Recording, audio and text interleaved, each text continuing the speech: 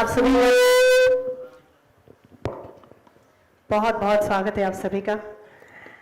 सबसे पहले तो बहुत बहुत बधाई, हार्टी कंग्रेचुलेशंस। हम सभी इंतज़ार कर रहे थे कि कब ये फाइनली लॉन्च होगा, कब हमें आप सभी से बात करने का मौका मिलेगा। तो चलिए हम आप सभी से एक एक करके सवाल पूछेंगे। हमें प्लीज़ बताइए इन सभी के पीछे क्या कॉन्सेप्ट था, क्या बातें थी। तो विभू जी, सबसे पहले हम आपसे सवाल पूछना चाहेंगे कि नॉन फिक्शन में आपने एंटर किया है और साथ ही साथ अतरंगी ऐप ने फिक्शन नॉन फिक्शन दोनों में ही अलग अलग जॉनर में शोज़ किए हैं, पर किंग ने व्यूअरशिप रिकॉर्ड्स तोड़ दिए थे और हम जानना चाहेंगे कि किंग का रिस्पांस कैसा था और फिर बाद में इस कॉन्सेप्ट के बारे में। So please. पहले तो मैं कह दूं कि ये जो शो है ये अनसुनी है, किंग नहीं है लेकिन फिर भी मैम ने पूछा है तो किंग ने बहुत अच्छे नंबर्स गेन किए हैं। सबसे ताज्जुब की बात ये है कि फीमेल सेक्शन को बहुत अच्छा लगा। मतलब जो हमारे पास रिजल्ट्स और रिकॉर्ड्स हैं, जो नंबर्स आए वो फीमेल्स के बहुत ज़्यादा हैं और iOS यूज़र्स उसमें बहुत ज़्यादा आए हैं। और नॉन फिक्शन की जो बात कहें तो आज की तारीख में काफ़ी चैनल्स, काफ़ी OTT प्लेटफॉर्म्स इसको ट्राई कर रहे हैं और ला रहे हैं, लेकिन नॉन फिक्शन शोज़ एक बहुत ही मतलब कहना चाहिए कि फ़िक्शन बनाना एक बहुत आसान काम होता है, बट नॉन फिक्शन के लिए बहुत गंभीर रूप से इसमें काम किया जाता है, इसमें बहुत रिसर्च करी जाती है और इसको बनाना एक टाइम टेकिंग है। मतलब अगर मैं अनसुनी की बात करूं तो अनसुनी ये ऐसा नहीं है कि ये एक दिन में बना, इसके पीछे बहुत बड़ा एक थॉट प्रोसेस था। मतलब वो चीज़ें बनाई गई, फाड़ी गई, फिर बनाई गई, फिर सोची गई। तो ये एक बहुत सोच के साथ और एक बहुत मजबूत इरादे के साथ इसको बनाया गया। और नॉन फिक्शन शो के अंदर आने का इरादा या इसके और भी हम लोग और भी कई शोज़ ला रहे हैं और अनसुनी का हम ऑफ कोर्स सीज़न 2 लाएंगे, क्योंकि भाव से भी मिलने के लिए लोग बहुत व्याकुल हैं, अपनी बात कहने के लिए बहुत व्याकुल हैं। तो नॉन फिक्शन शो हम ऑफ कोर्स आगे भी ला रहे हैं और ये एक ऐसा पर्टिकुलर हिस्सा है जो अभी OTT प्लेटफॉर्म्स काफ़ी कम है, अवेलेबिलिटी नहीं है और नॉन फिक्शन अब लोग ज़्यादा देखने में इंटरेस्टेड रहते हैं, तो उसके पीछे लाने का मोटिव यही है। Thank you so much sir, क्या बात है।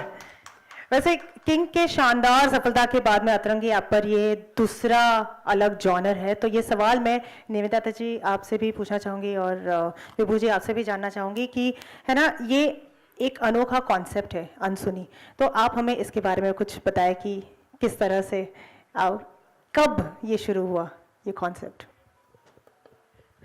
Firstly thank you everyone. I know आज बहुत सारे इवेंट्स हैं, सो प्रेस का यहाँ पे आना, हमारे को कवर करना, उसके लिए थैंक यू। अनसुनी एक्चुअली हम लोग 1 साल से बनाने की कोशिश कर रहे हैं और जैसा कि विभू जी ने कहा कि पेपर फटते थे, कॉन्सेप्ट फटते थे, क्योंकि आई थिंक इसका ओनस काफ़ी हमारे होस्ट पे जाता है, जिसकी वजह से हम ज़्यादा और इंस्पायर हुए। I think the day we sealed Hindustani Bhav on paper with Vibhu ji, me and Tanvesh and Caddy, I think we hit home. हमें तब पता चल गया कि हमें किस तरह का कॉन्सेप्ट बनाना है और बहुत इंटरेस्टिंग हमारे पास स्टोरीज आने लग गए। हमने जब पहला उनका बाइट डाला था कि आप हमारे पास स्टोरीज लेकर आइए, मतलब हम खुद चकित थे कि कई लोग बहुत नॉर्मल चीज़ें भी उनसे शेयर करना चाहते थे। तो अगर आप देखेंगे सीरीज़ तो हमने कुछ फ़नी वाले स्टोरीज भी रखे हैं, कुछ रियल इंसिडेंट भी रखे, कुछ हार्ड हिटिंग स्टोरीज भी हैं, क्योंकि आई थिंक जैसे उनकी पर्सनालिटी है होस्ट की, लोग सोचते हैं कि बाय हुक और बाय क्रुक हमें कुछ जस्टिस तो मिल जाएगा। तो मैं ज़्यादा उसके बारे में रिवील नहीं करूँगी, बट जेन्युइनली क्या हो रहा है कि जब हम टीवी चैनल्स देखते हैं तो बहुत सारे डांस शोज़, सिंगिंग शोज़ हैं, कैप्टिव रियलिटी शोज़ हैं, जिसमें हमने भी काफ़ी अच्छा किया विद किंग, बट कोई ऐसा शो नहीं था जहाँ पे कॉमन मैन आके अपनी कहानी बताना चाहे, जितनी भी छोटी हो, जितनी भी बड़ी हो, जैसा कि टाइटल बोलता है अनसुनी। तो हमें एक ऐसा इंसान चाहिए था जिससे उन्हें लगे कि वो कन्फाइड भी कर सकते और जिससे उन्हें ऐसा लगे कि कुछ जस्टिस भी मिले।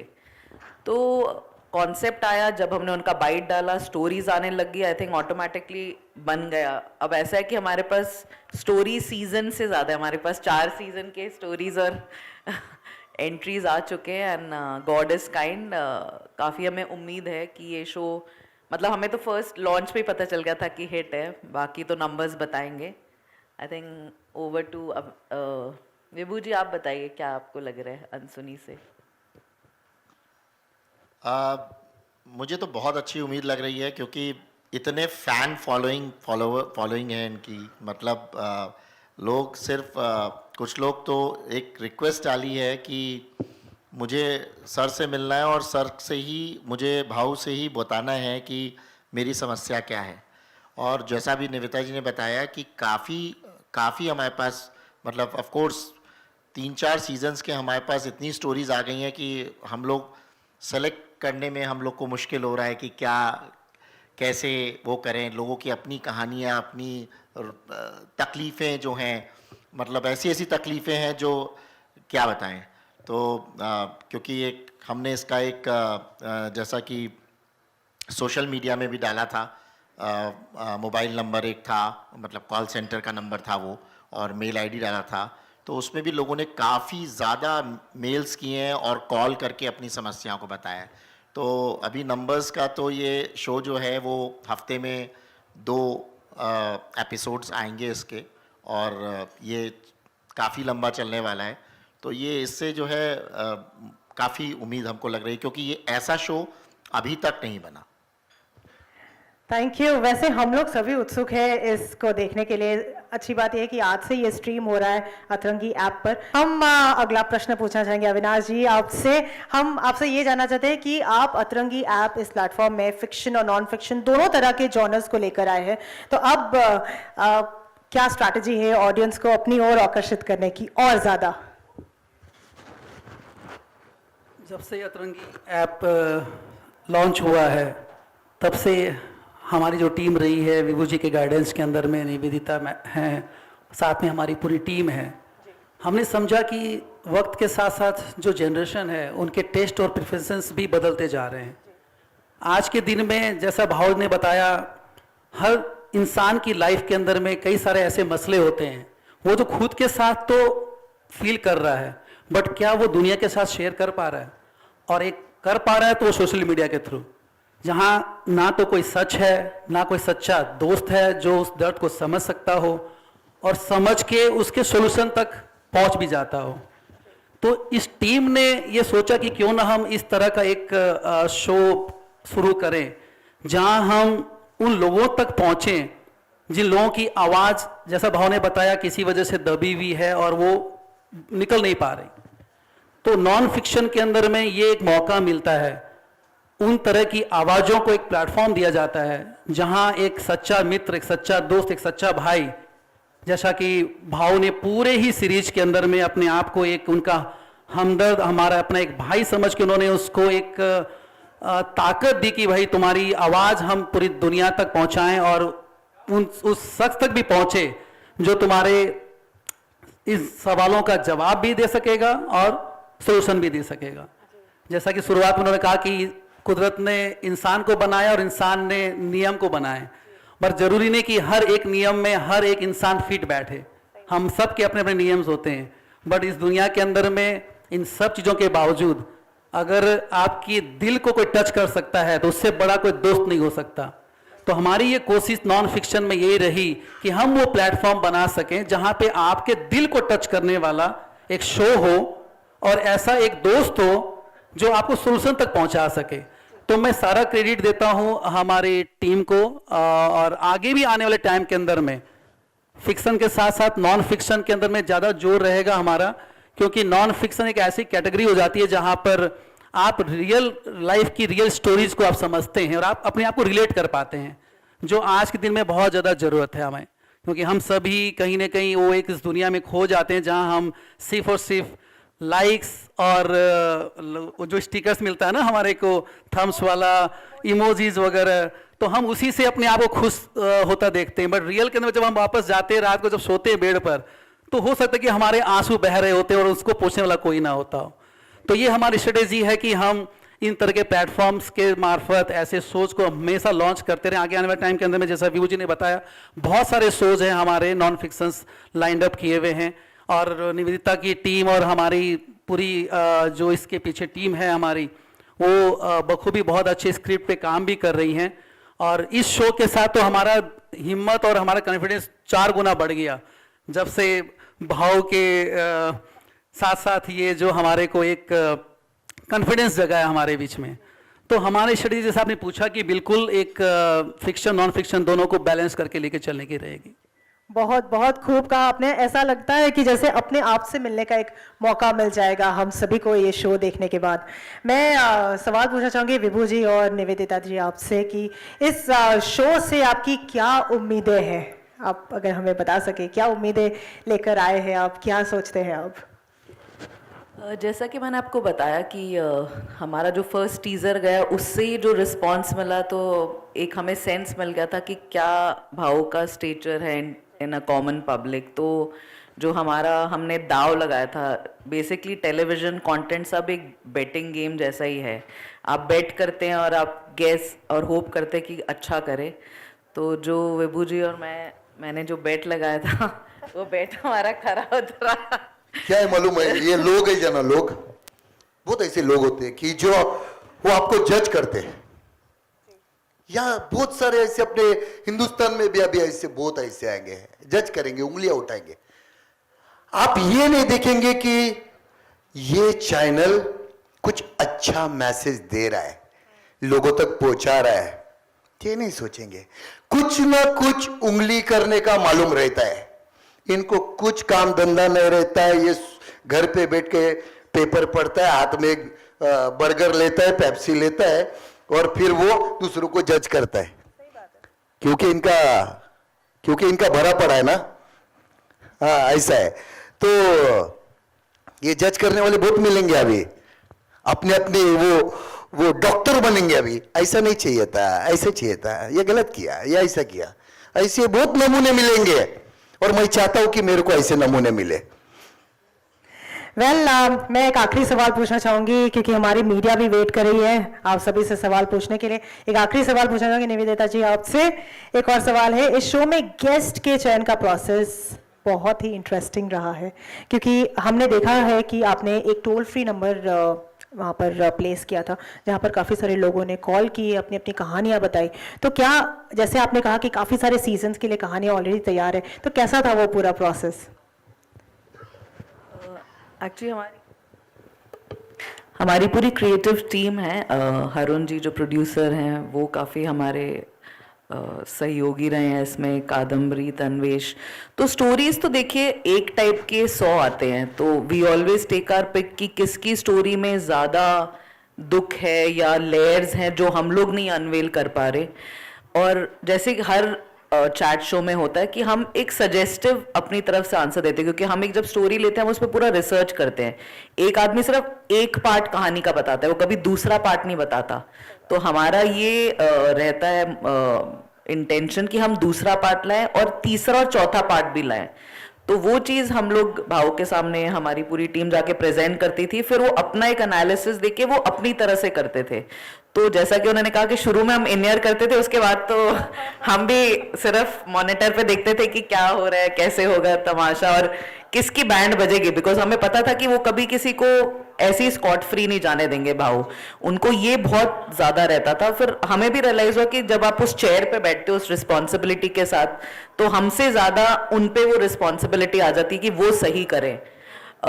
और जैसा कि हमारा मानना है कि हमने बहुत सारी स्टोरीज कोलेट करी हैं। इनफैक्ट हर सीजन में हम एक नंबर ऑफ स्टोरीज लाएंगे, बट हम इवेंचुअली विभू जी के साथ, अविनाश जी के साथ कुछ ऐसा सिस्टम बनाएंगे जहां पे प्रोबेबली हम डिजिटली भी कुछ ऐसा चैट कर सके, ताकि हर बार अगर कहानी को नहीं ला सके लाइव तो मे बी फोन और समथिंग कुछ एक सिस्टम डिवाइस करेंगे कि हर आदमी जो कर रहा है, क्योंकि अभी मैंने बहुत सारे ट्रोल्स भी देखे कि अरे आप हमारी कहानी ले ला रहे हैं, हमारे भाव से बात नहीं करा रहे।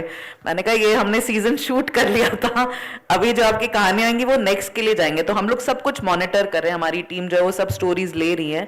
बट बहुत ही इंटरेस्टिंग प्रोसेस रहा। और जैसा कि हमारा चैनल का नाम है अतरंगी, हमारा बहुत कॉन्शियस एक एफर्ट रहता है कि हम कुछ अनयूजुअल लाएं, जिसको अतरंगी बोला जाता है, कि हर जन बना रहा है। हमें भी बोला गया अरे डांस शो बनाओ, बहुत अच्छा है, सिंगिंग शो डेफिनेटली अच्छा है, और आप देख रहे हैं सब अच्छी चीजें, बट ऐसी क्या चीज है जो लोग देखना चाहते हैं बट आ नहीं रही। तो इसीलिए हम लोग अनसुनी को लाए, और हम लोग, एक होता है ना कि पेपर पे और कॉन्सेप्ट वाइज हम बहुत ही खुश हैं, और नंबर्स ऑब्वियसली जो आएंगे that is a bonus, but हमारे लिए जनता में अविनाश जी, विभू जी और भाऊ को पता है कि ये शो हिट है, और हमारे लिए वही एक हैप्पी फीलिंग है कि आज हम सब यहाँ पे बैठे और हमें पता है कि शो सक्सेस है। एब्सोल्युटली, शो तो हिट है ही, साथ ही साथ सुपर ऐप भी है हमारा अतरंगी app on the OTT platform. Thank you so much. Well, प्रश्नों का तो सिलसिला जारी रहेगा, बट हमारे डायरेक्टर साहब यहाँ पे मौजूद हैं, तो चलिए स्वागत करते हैं हमारे डायरेक्टर साहब का। हारून रशीद जी, आपका बहुत बहुत स्वागत है, कृपया करके आप मंच पर आए, हम आपका तहे दिल से स्वागत करें। जोरदार तालियों से जरा लेट्स वेलकम। तालियां दो यार, बहुत मेहनत किया है, बहुत मेहनत किया है। अमेजिंग अमेजिंग, बहुत डिफरेंट है। और सोचा था, एक्चुअली जर्नी शुरू हुई थी, सर को पता है, एक हाथ से लेके प्लान से लेके पेपर से लेके किस तरह से हम चले, और फिर वो एक बड़ा सा मुजस्समा बना, और उसके बाद लोग आते गए, कारवां बनता गया, भाऊ आए और चीज़ें होती गई, और कमाल हो गया। और आज तो पूछ नहीं सकते। क्या बात है। मैं इसमें एक बात बोलना चाहूँगा। एक क्वेश्चन पूछा था, मैं जवाब उसमें रह गया। जब हम ऑफिस में बैठे हुए थे और डिसाइड कर रहे थे, डिस्कस कर रहे थे कि भाव को लेना है, तो मेरे जहन से एक गाना निकला, उसको कॉपीराइट मत बनाइएगा, मतलब कि तुझे अपना साथी बनाने से पहले मुझे मेरी जान बहुत सोचना है। जब बासु मैम और ये अपने भाई रमेश में आए थे और इनके साथ आए थे, तब इन्होंने मेरे से बातचीत तो की मेरे यहाँ पे, फिर नीचे जाके इनको बोले भाई ये सच में आएगा ना, इसको जरा समझा ना। हाँ, तो मैं बोला यार एक बार जबान दिया तो फिर दिया, नहीं तो नहीं, फिर ऐसा है। वंस अगेन एक और बार आप सभी को बहुत बहुत बधाई, कंग्रेचुलेशंस। आज लॉन्च है। तनवीश कैडी, please come, please join on stage. Zainab, miss Zainab, a very warm welcome to you. Ji,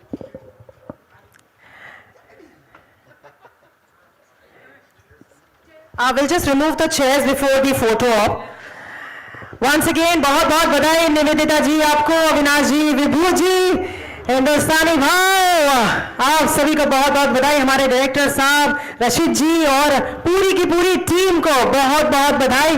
definitely जैसे कि कहा है, it is a super hit show, जहां पर सभी को आके मौका मिलता है अपनी बातों को शेयर करने का, अपने एक्सपीरियंस को शेयर करने का। हम हमारे मीडिया के पूरे परिवार से विनती करना चाहेंगे कि आप लोग, अच्छा, we will be clearing the tables as well, just in case if someone, किसी को अगर रिफ्रेश होना है, पानी वगैरह। Okay, will clear the tables.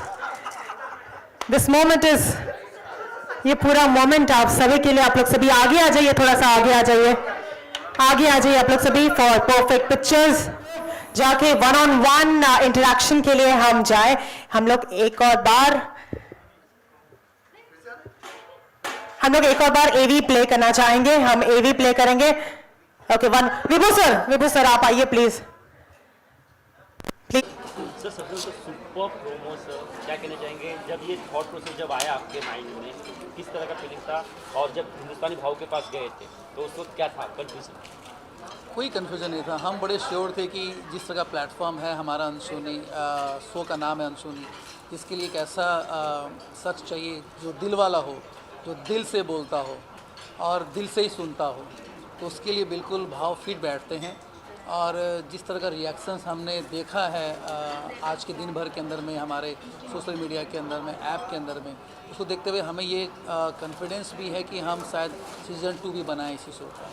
कहीं ना कहीं ये शो को देखने, प्रोमो को देखने के बाद जब सत्यमेव जयते की झलक से देखी इस शो प्रोमो में, तो उसके बारे में क्या कहना चाहिए? क्या उससे कुछ रिलेटेड होने वाला आगे चल के? क्या बोल रहे हो? सत्यमेव जयते जो आमिर खान की जो आती हाँ हाँ। है उसकी एक झलक सी दिखी इस promo नहीं, में, तो हमारा शो बिल्कुल डिफरेंट है दूसरे किसी भी शो से। कहीं कोई रेफरेंस नहीं है किसी शो का जो दूसरे प्लेटफॉर्म पे चले हुए होंगे। ये एक कंसेप्ट है जहाँ पे अपने दिल की आवाज़ जो है जो लोग कोई सुनने को तैयार नहीं है, जिस प्लेटफॉर्म पे आपकी आवाज़ को कोई सुनने वाला भी हो और उसका हल भी बताने वाला हो, वहीं पर। इस सीज़न कितने एपिसोड्स आने वाले हैं? ये टोटल 50 एपिसोड्स का है हमारा शो। और आने वाले में से इस तरह के और शोज हमें देखने मिलेंगे? बिल्कुल बिल्कुल मिलेंगे, बिल्कुल मिलेंगे। तो इसमें क्या आगे चल के भी हिंदुस्तानी भाव कंटिन्यू करेंगे कि हम ये हमारे लिए कोशिश रहेगी, उनके पास जितनी टाइम की अवेलेबिलिटी रहेगी, जिस तरह से भी वो अवेलेबल रहेंगे, तो बिल्कुल कोशिश रहेगी हमारी। Thank you so much. Thank you. बोले कसे आहेत तुम्ही? एकदम मजेत. एकदम मजेत. Thank you. तो आपसे हम ये सवाल पूछना चाहूंगे कि इस शो में ऐसी क्या खास बात आपको लगी, क्या हुआ कि आपने फैसला किया कि चलो ये शो को होस्ट करते हैं, क्या ऐसा टर्निंग पॉइंट था? अभी मुझे सोशल मीडिया पे 5 साल हो गए.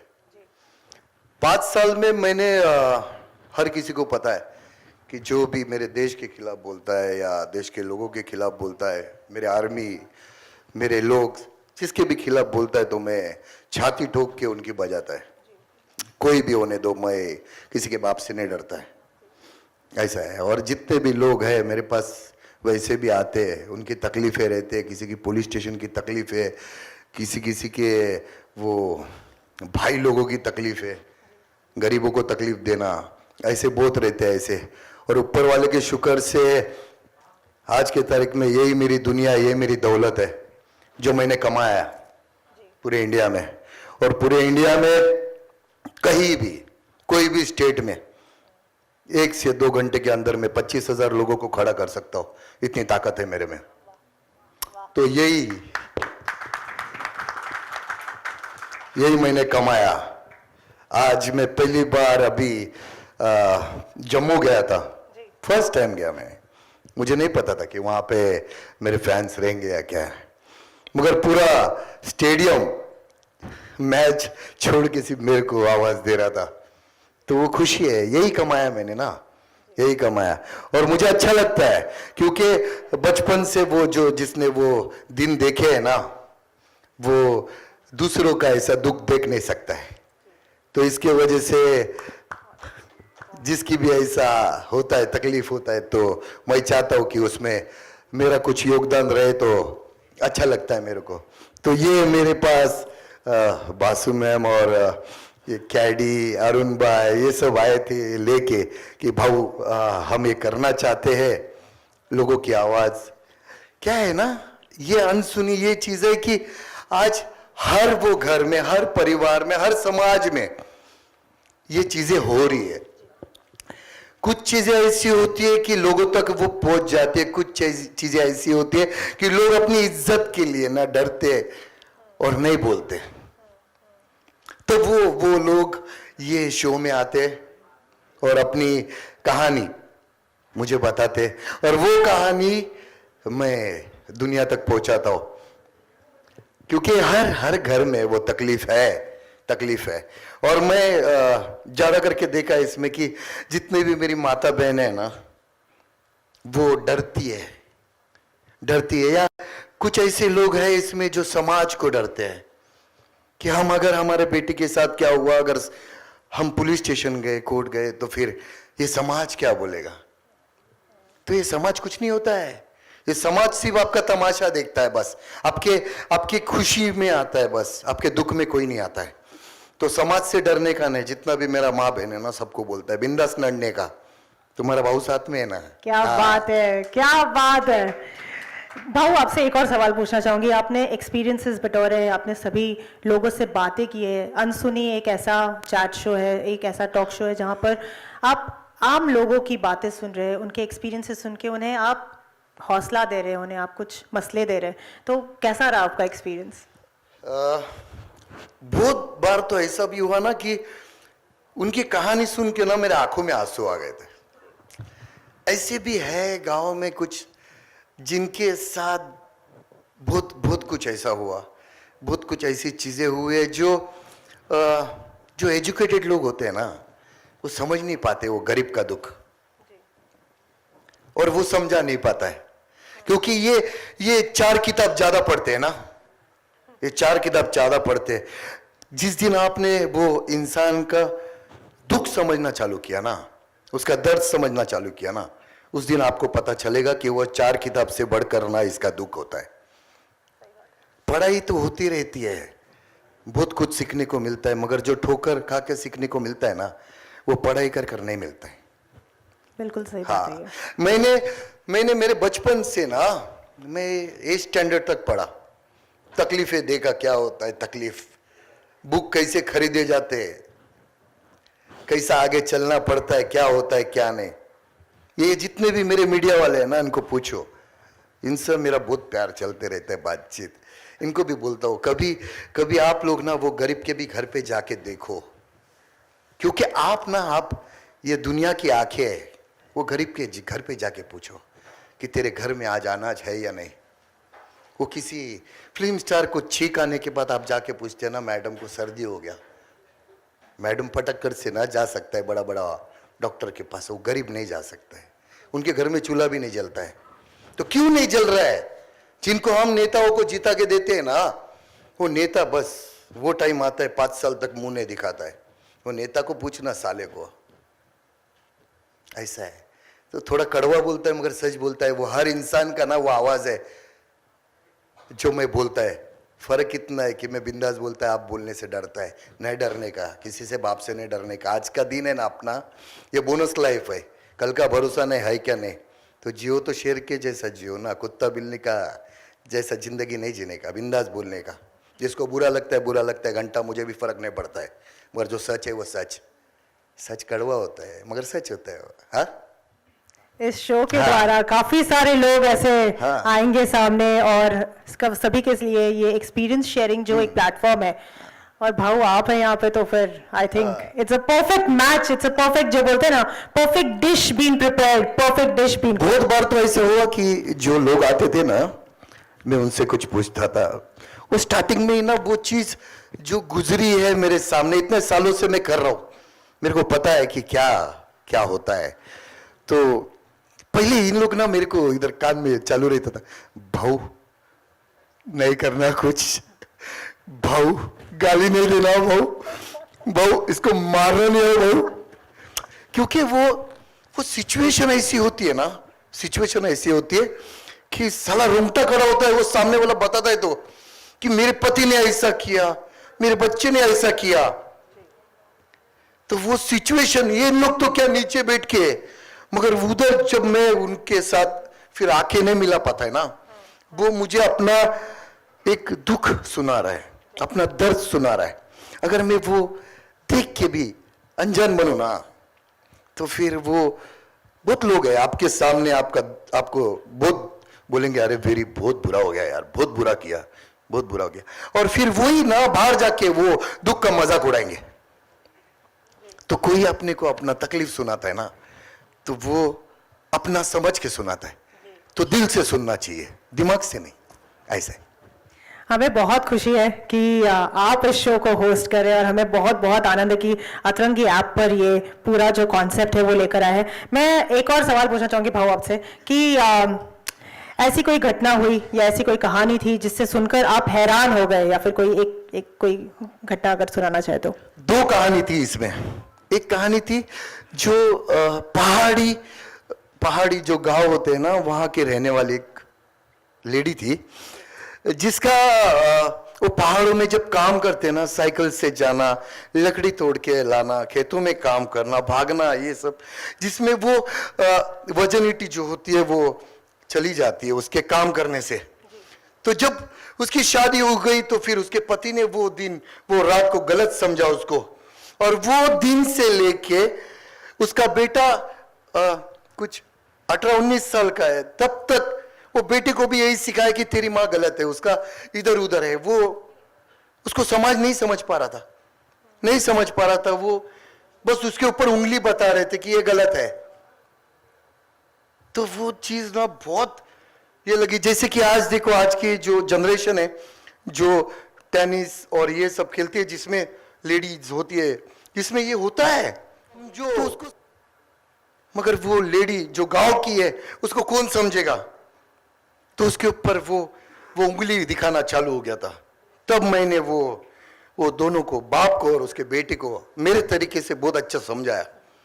फिर वो समझ गया कि नहीं, वो बच्चा पढ़ा लिखा कॉलेज में, मगर उसके दिमाग में जो गंदगी एक बार भरी जाती है ना किसी के, तो वो 4 किताबें भी नहीं समझ सकती है फिर, ऐसा है।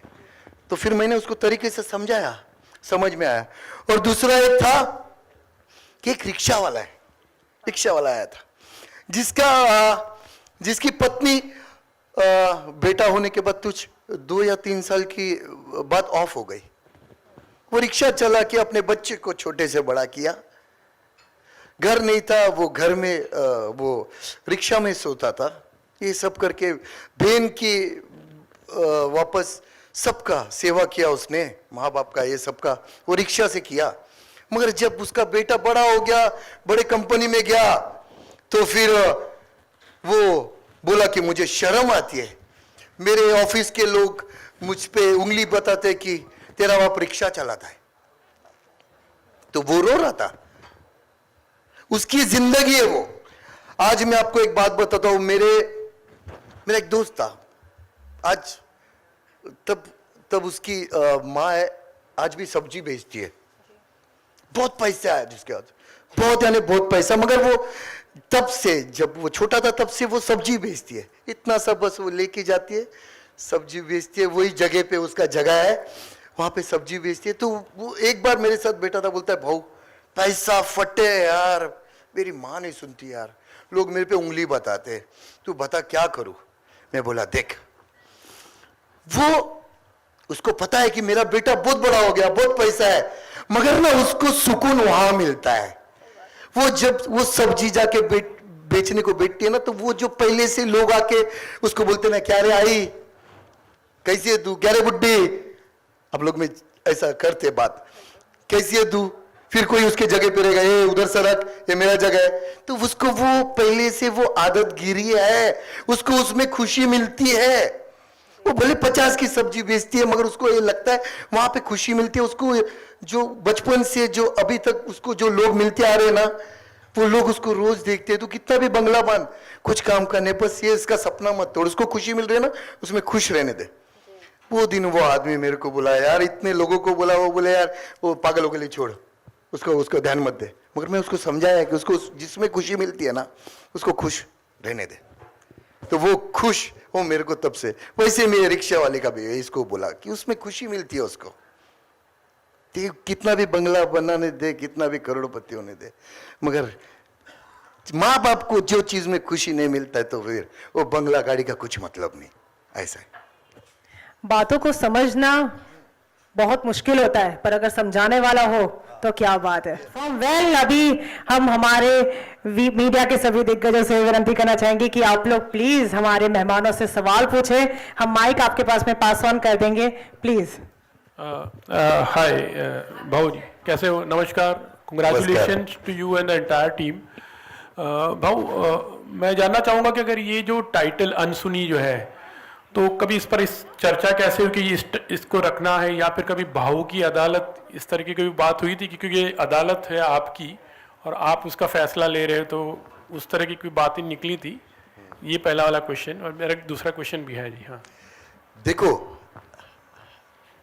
अपने न्यायालय ना और संविधान से बढ़कर कोई नहीं यहाँ पे। न्यायालय न्यायालय होता है और भाऊ अदालत नहीं करता है, भाऊ फैसला सुनाता है, ऐसा है। तो मैं वो आवाज पहुंचाता हूं लोगों की जिनकी आवाज कोई नहीं सुनता है, फिर वो कोई भी रहने दो, छोटा रहने दो, बड़ा रहने दो, कोई भी रहने दो, बस आवाज पहुंचाता हूं मैं, बस और कुछ नहीं।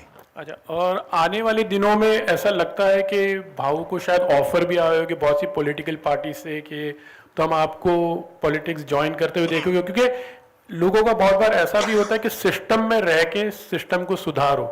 आप अच्छा काम कर रहे हो तो कभी कभी सिस्टम में रहकर भी सिस्टम को सुधारने की कोशिश, तो इस तरह के कोई प्लान्स है? देखो, आपको एक बात बताता है, आज मुझे 5 साल हो गया और सबको मालूम है मैं कैसा है और क्या करता हूं। तो तो आपको लगता है कि अभी तक पॉलिटिशियन लोगों ने मेरे को नहीं बुलाएगा पार्टी में ज्वाइन करने के लिए? सबने बुलाया। और मेरा क्या है मालूम है, हर वो पार्टी वालों से सबसे अच्छा है मेरा रिलेशन। और मैं पार्टी कभी ज्वाइन नहीं करूंगा, ना कौन सा पद लूंगा या कुछ जाऊंगा कहाँ, क्योंकि आज मैं करोड़ों लोगों की जबान है। अगर मैं पार्टी ज्वाइन करूंगा, मैं कुछ बोलने को जाऊंगा, ऊपर टोपी पहनेला नेता आएगा, वो बोलेगा ये बोलने का नहीं, और मैं किसके बाप का सुनता नहीं, वो कोई भी नेता रहने दो, ऐसा है। तो ये पॉलिटिक्स में जाना तो बहुत दूर की बात है। हाँ, मेरा सबसे अच्छा है, सबसे अच्छा है। और हर पार्टी का कोई भी रहने दो, देखो अभी आज मांगता है तो मेरे सोशल मीडिया पे जाके देख लेना, मैं अभी ये महीने में 3-4 बड़े बड़े मिनिस्टर की बजाय, अभी गलत बोलेगा मैं बजाएगा, मैं किसके बाप को नहीं डरता है, कोई भी रहने दे।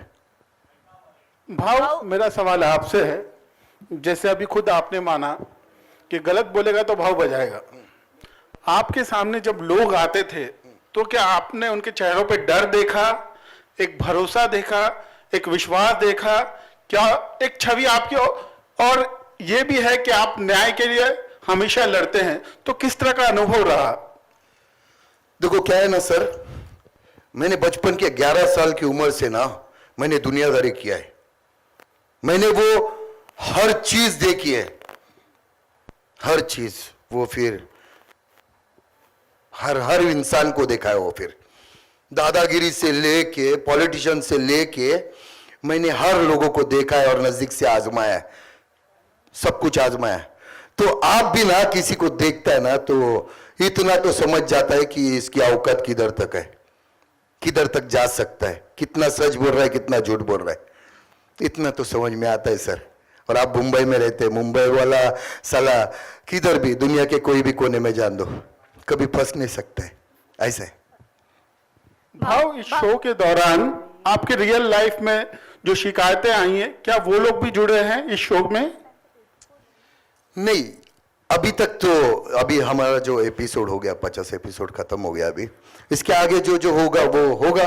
मगर आपको और आपके मीडिया वालों को पता है कि अभी गए साल ही मैं जेल काट के आया, किस वजह से काट के आया वो सबको मालूम है।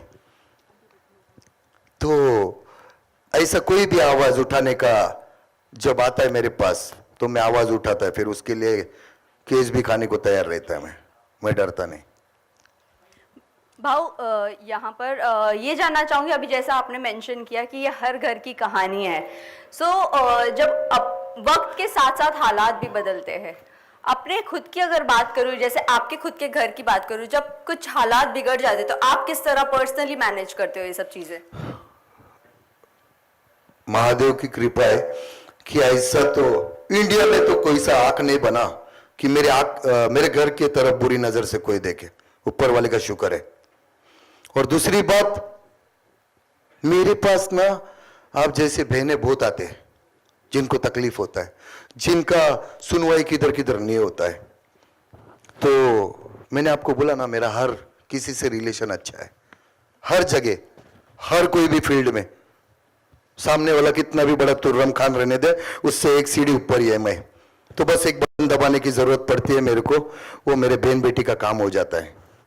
लेकिन ये भी जानना चाहूँगी, अगर ये ना जब इतनी बड़ी बड़ी आप चीज़ें करते हो, आपको धमकियाँ भी मिलती, तो कभी ऐसा नहीं लगता है, आपके बच्चे भी है, आपकी वाइफ है, मम्मी है, तो उनको लेके कभी ऐसा दिक्कत नहीं होती कि आपको इतना बड़ा स्टेप लेना, किसी के लिए थ्रेट्स आना?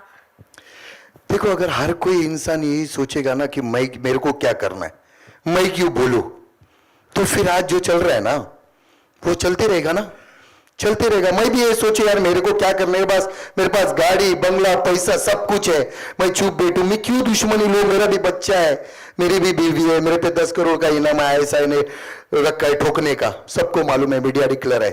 अकेला 1 मैन शो जाता है पूरे हिंदुस्तान में, जिसमें दम है आके दिखाओ, कश्मीर से लेके कन्याकुमारी तक, जिसके भी पिछवाड़े में ताकत है कॉलर पे हाथ लगा के दिखाना, बस ताकत रखता है, इसके लिए ठोकता है। Thank you so much. We'll take one last question now, please. विभू जी, मेरा सवाल आपसे है, जब आपने पहली बार शो के बारे में बताया हिंदुस्तानी भाव को, तो क्या रिएक्शन था उनकी तरफ से और क्या कन्विंस करना पड़ा इस शो के लिए, क्योंकि थोड़ा सा मेंटली भी थोड़ा हैवी हो जाता है इतने सारे लोगों के बारे में सुनना और फिर उन प्रॉब्लम्स के बारे में डिस्कस करना, उसको सॉल्व करना, अगर आप बताएं। और भाव आपसे भी जानना चाहूँगा यही सब। पहले तो ये जितनी भी ना ये अतरंगी की टीम है उनके लिए जरा तालियां बजाओ यार। बहुत बहुत बहुत मेहनत किया इन्होंने, बहुत मेहनत किया। और ना इन्होंने सबसे बड़ा, अगर किसी से डरा है ना तो इन लोग से डरा है, मजाक नहीं कर रहा हूं। जिंदगी में अगर पहली बार मैं डर गया ना किसी से, तो इन लोग से डरा हो। मैंने सुबह देखा नहीं है। मैं रोज यानी जब काम रहता है, मुझे बाहर जाना पड़ता है तो सुबह की फ्लाइट रहती है तो उसके लिए उठना पड़ता है, वरना मैं उठता नहीं। मैं 1:30-2 बजे उठता हूँ, क्योंकि मेरे रात के इवेंट रहते तो वो इवेंट से आना 3 बजे 4 बजे हो जाता है, तो इसके लिए मैं इतना देर सोता हूँ। मगर मैं जब शूट से आता था, पता है, रात को 10 बजे मैं मेरे इसको बोलता था काम करने वाले मेट को कि फटाफट खाना दे, सोने का है। 11 बजे सो जाता था मैं यार, डर के इनसे, क्योंकि इनका फोन आता था हमारे डायरेक्टर साहब का, बहू सोया, बहू खाना खाया। सुबह 9 बजे कॉल, बहू पहुंचे नहीं। मैं सुबह 9 बजे बराबर उस पर पहुंच जाता था। तो खुशी भी ये होता था कि मेरा आदत है, मैं किसी को जबान दिया ना मैं कि तुम्हारे लिए करेगा तो करेगा, तो फिर उसके लिए पीछे नहीं हटता है। जब तक इन लोग का 50 एपिसोड नहीं हुआ ना, तब तक पूछ लेना इनको सबको, भाऊ बराबर सोया नहीं था। उसके बाद फिर पूरा 50 एपिसोड का मैं सो लिया एकदम, ऐसा है। पर बहुत मजा आया, बहुत मजा आया, बहुत मजा आया। बहुत मेहनत किया है यार, बहुत मेहनत किया। आज कैसा है, मतलब बड़े से बड़े प्रोडक्शन हाउस पड़े, समझा, उनको क्या है, उनका नाम है ना। एक बार ये भी ना अतरंगी का नाम होएगा तब पता चलेगा। आज भी नाम ही है, इसको ब्रांड बनाएंगे एकदम, तब पता